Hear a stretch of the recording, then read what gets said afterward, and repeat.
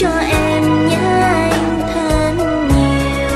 Giờ anh nơi chân ấy có vui không người yêu ơi? Nhìn anh vui bên ai trong tim em đau rất nhiều. Em mới là người đứng phía sau, dù thương đau anh hãy quay lưng lại.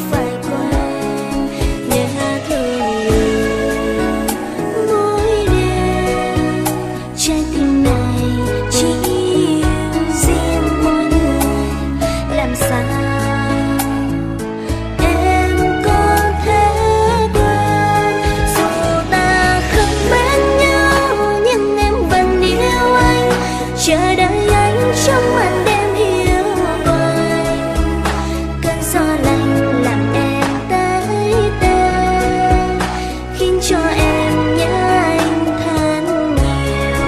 Giờ anh nơi chân ấy có vui không người yêu ơi?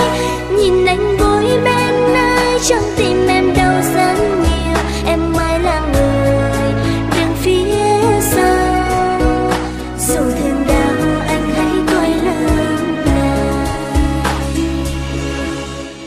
dù ta không bên nhau nhưng em vẫn yêu anh.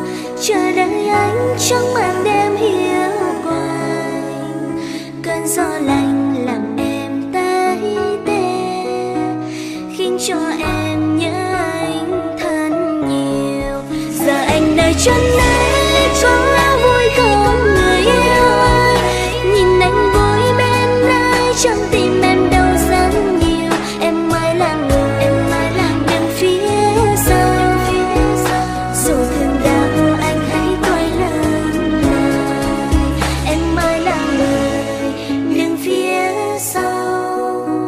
dù thương đau.